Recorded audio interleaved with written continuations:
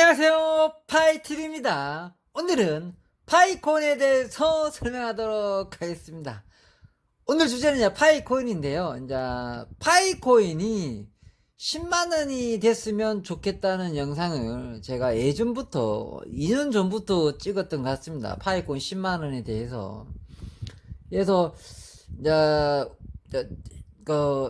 그래서 좀 생각했던 게 있잖아요. 비트코인이 10만원 됐던 시절을 많이 생각해 보는 거죠. 그래서 비트코인이 10만원 됐을 때 해외 반응들이 굉장히 다양했거든요. 해외 뭐 CMDC인가 뭐 유명한 방송국도 있고요. 어쨌든 그런 유명한 방송국에서 뭐 팬들로 많이 모아서 비트코인이 막 10만원 됐을 때 세상 사람들이 진짜 많이 떠들었어요. 그게 2013년 뭐 4월 1일로 알고 있습니다. 날짜는. 비트코인이 10만원 됐을 때가 2013년 뭐 4월 1일로 알고 있고요. 제가 그 방송을 이제 방송국에서 영상을 올린 겁니다. 그래서 그걸 제가 캡처해서 그 부분만 제가 올려드릴까 합니다. 그러니까 방송국에서 영상 올린 거에 대해서 그걸 증거자료로 체크해서 올리려고 그러는 거죠. 이게 2013년 4월 1일 방송으로 알고 있고요. 그때 2013년도에 비트코인이 110만원 110만원이 아니고 110달러 됐어요. 영상 중간에 이제 패널들한테 말하는 지금 비트코인 값이 얼마죠? 그러니까 이제 110달러라 그러고 패널에서 3명, 4명 나오는데 대부분 다 비트코인을 비판해요. 그러니까 말이 안 된다. 비트코인 다 비판하고 한 명이 비트코인이 더 올라갈 수 있다고 이제 3대1로 싸우는 분위기던데요. 이게 중요한 게 그것보다 뭐냐면, 그러니까 파이코인이 이제 10만원에 대해서 항상 제가 떠들었잖아요. 예전부터 또 떠들었는데, 이렇게 강조를 많이 했죠. 우리 파이코인 10만원 갈 수 있다. 너무 무시하지 마라. 우리 코인에 대해서. 파이코인 10만원 갈 수 있다고 했지만. 근데 비트도 역시, 비트는 10원도 안 했잖아요. 비트는 10원의 가치도 없었던 게, 그게, 비트는 2008년도 나왔잖아. 2008년도 나오고, 비트가 2013년도에 10만원이 됐어요. 그러면 5년 걸렸죠. 근데 그게 이제 그러니까 증거방송, 제가 워낙 이렇게 뭐 말로만 떠드니까, 증거방송용으로 하나 올리고 싶어가지고, 그 영상을 올리고 싶어서 올려드린 거고요. 참고하시면서, 야, 우리 파이코인도 10만원 갈 수 있겠구나.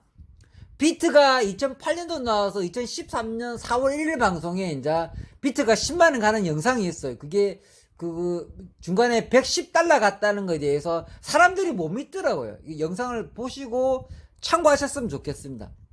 그래서 우리 파이코인도 110달러 가는 게 5년 걸리면 안 되는데 저는 좀 더 빨리 가길 바라겠습니다. 우리 파이코인도 10만원 됐을 때 이렇게 많은 사람들이 놀았으면 좋겠고, 비트야 2008년도 나와서 2013년도 4월 1일 방송입니다. 2013년 4월 1일 방송 때 110달러 갔습니다. 그게 110달러. 그때는 그게 10만원 했겠죠. 지금의 110달러면 뭐 더 되겠죠. 한 14만원 정도 되겠죠. 어쨌든 그 영상 보시고 우리 파이코인도 10만원이 갈 수 있다는 것에 대해서 용기를 가시고 열심히 채굴하셨으면 좋겠습니다. 또 영상 끝나고 나서 이렇게 했으면 좋겠습니다. 어쨌든 영상을 보시고 이후에 영상 보시고 참고했으면 좋겠습니다.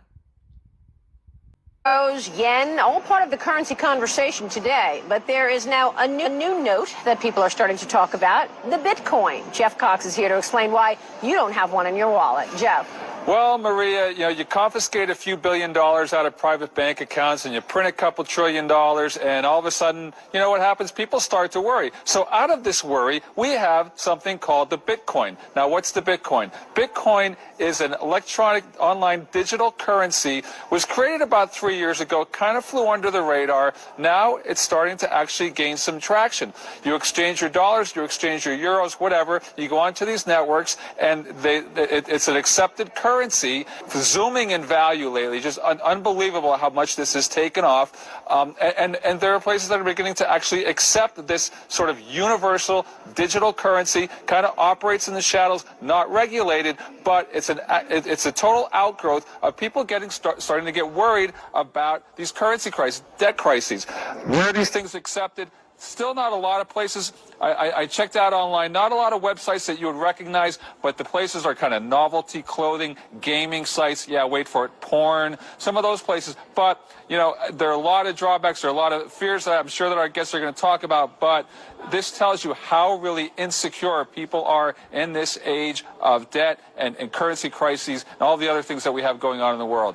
Yeah, that is a good analysis there. Jeff, stay with us. We want to weigh the pros and cons of this Bitcoin story. Joining me right now is David Barrett. He heads Expensify, a digital expense report company, which started using Bitcoins last week. He says Bitcoins are the way of the future because they're fast, secure, and free. Michael Pinto, though, of Pinto Portfolio Strategy, is warning about the dangers of using electronic money. Michael, you first. Why do you believe there are risks in using Bitcoins? Well, when you think about money, first I have to give Bitcoin creators credit. At least they know enough not to trust fiat money that's controlled by our government.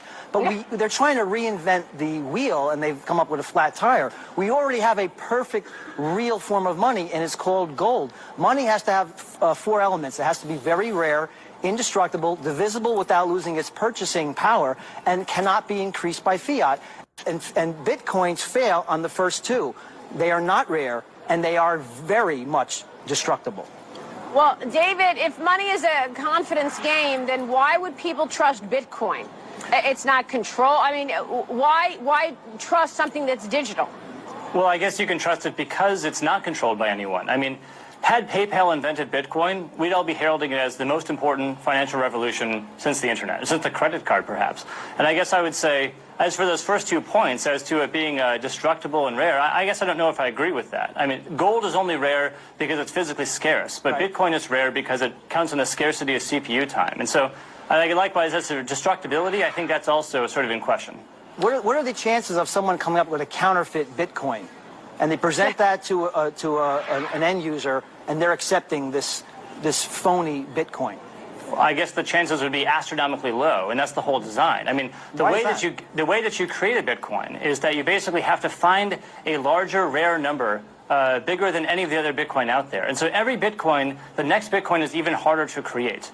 And so I'd say right now it requires vast amounts of CPUs, generally through Amazon Cloud and things like this, to create the next Bitcoin. So it'd be exceedingly impossible or exceedingly difficult to create a counterfeit Bitcoin. So hacking Bitcoin could be a problem, but what about someone coming up with a counterfeit that end users don't recognize as being counterfeit, and that eroding the purchasing power of all existing Bitcoin? You guys, I guess one of my concerns here, too, is that, you know, there's a lot of stories about drug dealers using these kind of things, and I think it's just a matter of it's not regulated, it's not controlled. So how, you know, as Michael raises all these questions, sort of, how do you account for all of the unknowns? Well, it is regulated. What's the value of it? I mean, well, what's the value of 1 Bitcoin? I mean, I think right now 1 Bitcoin goes for about $100. $110, and I think it's skyrocketing precisely because of all these great aspects about it. The whole Bitcoin market is about $1 billion. It's a novelty for the geek squad. I can assure you, if these became well promulgated, then the U.S. government would shut it down. And just to give our viewers some perspective, there's about $4 trillion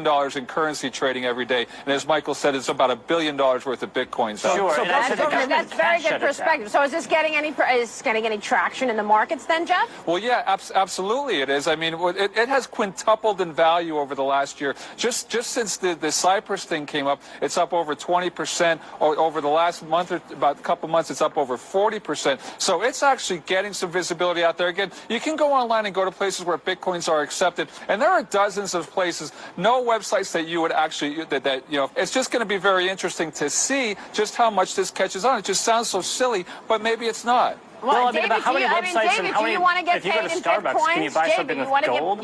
David, you want to get paid in Bitcoins? No, I don't want to get paid in U.S. dollars, but in the same sense, I don't want to get paid in gold either. David, how much of your wealth will you place in Bitcoins? What percentage would you store? I guess I believe that for any sort of a highly diversified portfolio, something like Bitcoin is going to play an increasing role. But it could be wiped out in a nano. If it is widely promulgated, and the exponential increase of someone trying to hack it, because there'll be many more people trying to hack it, goes up. Well, I guess you're assuming that merely that because you can theorize the possibility that's going to happen. I would say the reason that there is $1 billion of value in it is because it's been carefully analyzed. Your purchasing power can be wiped out in a nanosecond, and that's why it would never be widely accepted in this country. I hear you say that, but that doesn't make it true. And I think that there are people who spend a lot of time on this that might know this topic maybe a bit more and who would believe in it. And I guess I would say What that there percentage are... of Americans, I know I have an IT department who, when they went through this and they said, 평범한 사람이 부자 되었으면 좋겠습니다. 감사합니다.